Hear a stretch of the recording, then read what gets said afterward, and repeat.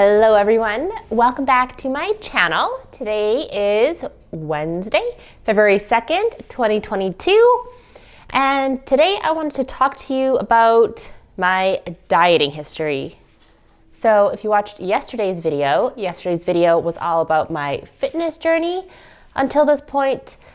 And today I wanted to talk to you about diet, where I am right now, and sort of my history leading up to where I am now, and why I diet the way I do now.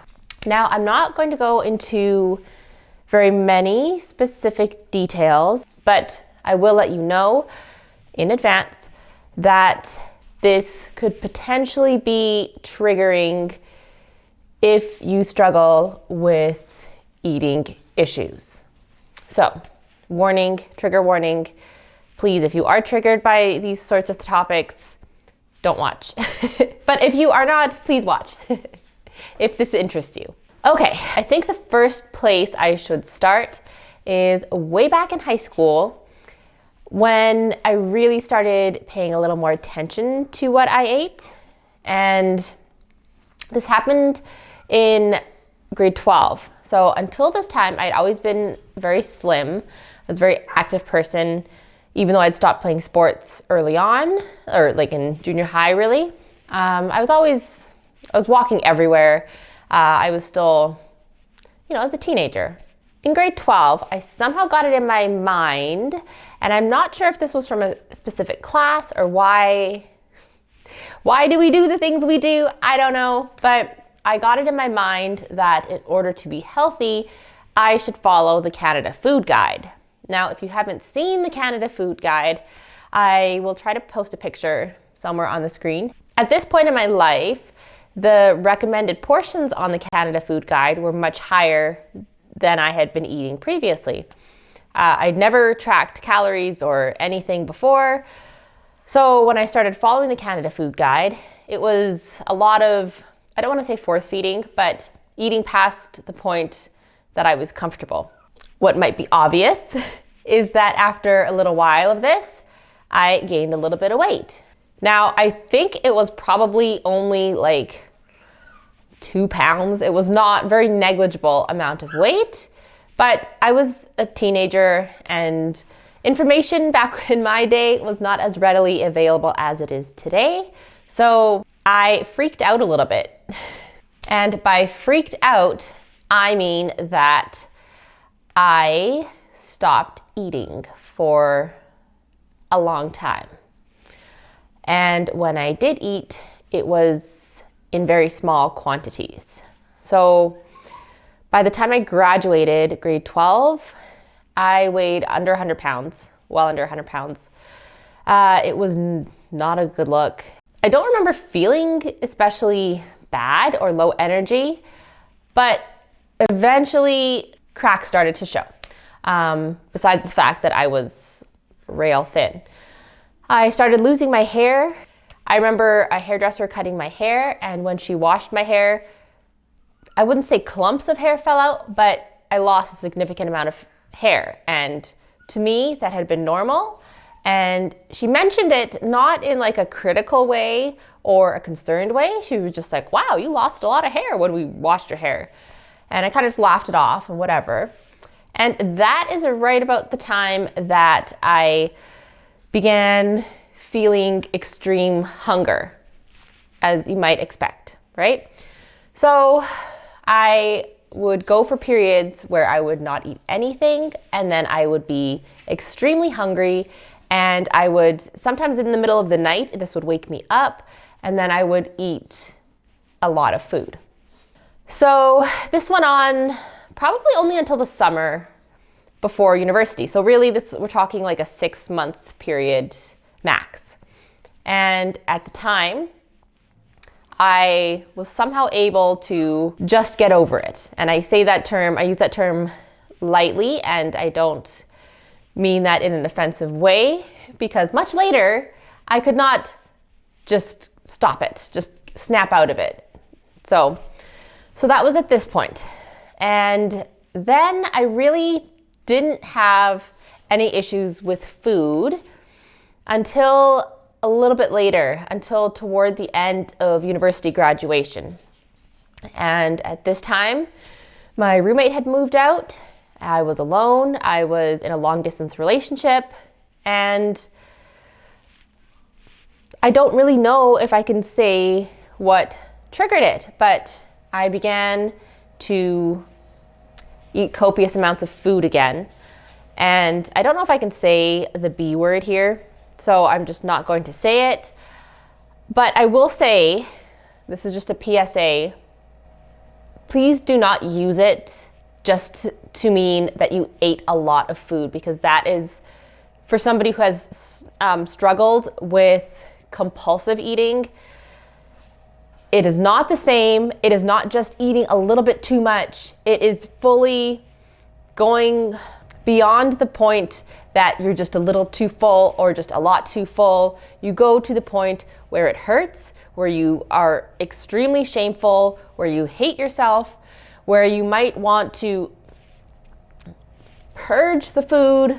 Okay, so do not use the B word as sort of a flippant, oh, I just ate a little too much. So, sorry.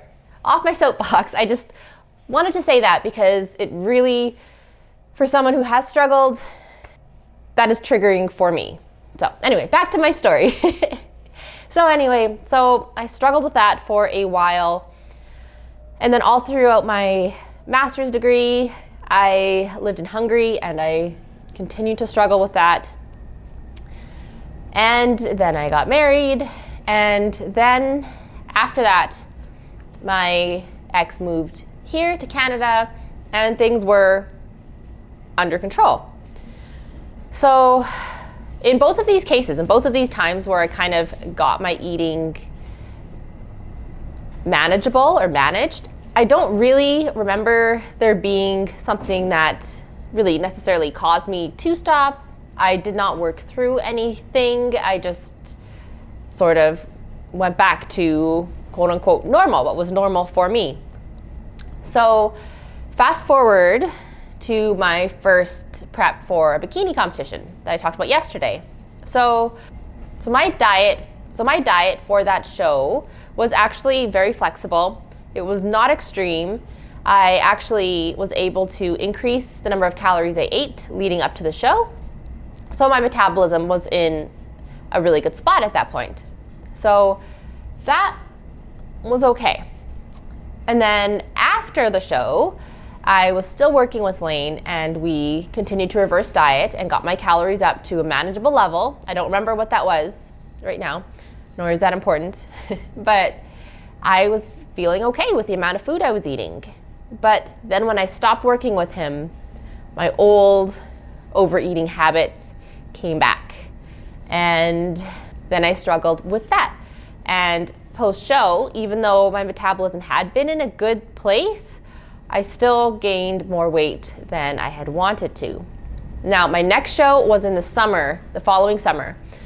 And for that show, I had to be slightly more aggressive to lose the weight.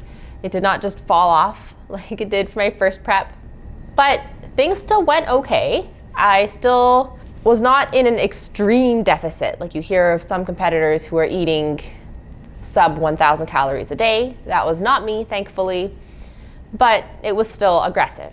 Then after nationals in August, I was working with Lane again and we reverse dieted again and I was able to maintain my weight. And then I competed again at my last show and everything seemed to be hunky-dory. Everything was, coming up roses. But then, and you might notice a trend, I stopped working with Lane and the old issues came back. And this time they were unrelenting. And this was the darkest time in my life. It was more severe than any of the other times. It went on for months and multiple times a day, just going through these cycles, and really my self-esteem was in the toilet. I felt extreme shame. I hated myself. I just said the worst things to myself, and it was the darkest place I've ever been in. So what was very helpful in getting me back out of this dark place was actually listening to a lot of podcasts, reading a lot of books on not only body acceptance, but listening to people whose experiences were similar to mine. And it made me feel like I was not alone. Because one of the most isolating things was feeling like no one else in the world knows what I'm going through. I didn't tell anybody. No one else in the world has ever felt these things. This is not normal. There's something wrong with me. So with a lot of work on myself, I was able to eventually come out on the other side of that. And I started eating more intuitively. That, for me, that was very helpful. And accepting that if I ate too much, I didn't need to feel shame, and I didn't need to get rid of it, and I didn't need to let it spiral into multiple occasions. So since then, once I started competing in powerlifting, I started tracking my macros more closely. And certainly at first, these macros were very generous. They were not restrictive. And the only cut I made in my first few years of powerlifting was from a 63 kilo lifter to a 57 kilo lifter. And that was a very gradual cut. I had no pressure on myself to cut down. And to be honest, I had not weighed 57 kilos except on meet day. So I weighed probably 58 and a half-ish, 58. And then I would just cut a little bit of water, weigh in just under 57. And that was that. So leading into Worlds this year, if you followed along my journey previously, you will know that I competed as a 52 kilo lifter at Classic Worlds. And that was a hard cut. That was very hard. I didn't need to go super extreme. Like I mentioned, those diets that are like well below 1,000 calories a day. I did not need to get that extreme, but it was very challenging. And I did notice that toward the end of my cut, my energy level suffered, my mood suffered. Like, I feel apologetic to anyone who had to put up with me because I think I was very hangry all the time. But that was that. And I made weight, as you know. Things went well. But then post-meet, some of these same tendencies did come back. And not necessarily to the extent previously. And given all the work that I had done on myself after the last time, I was able to sort of correct my course, but also just be gentle with myself and not judge myself, not feel shame about putting weight back on or about not sticking to my macros. And I think that has been very helpful. And right now I am tracking macros roughly, however. So the goal is to reverse diet. So until I'm eating an amount of food that is comfortable to me, that feels good. But I am not in a place right now where I am able to track super strictly. That I don't think is good for my mental health and not in a place where I need to be right now. That said, I still do track. I try to make sure I eat enough protein every day and that my calories are roughly the same. It sort of puts me in the general direction of where I want to go. So, I know that was a lot to take in, and if you do know me, you might not have known this entire history. So, there you go. This is the first time I'm really talking about it and sharing it publicly. But if any of you is struggling with similar things, please contact somebody, please find help. Please know that you are not alone. There is support out there. People have gone through and are going through the same things or very similar things. And you will experience so much personal growth by working through all of this that it will be worth it. And I believe in you, and I'm sorry you're going through this. Anyway, I'm sorry today's vlog was not an upbeat, uplifting story.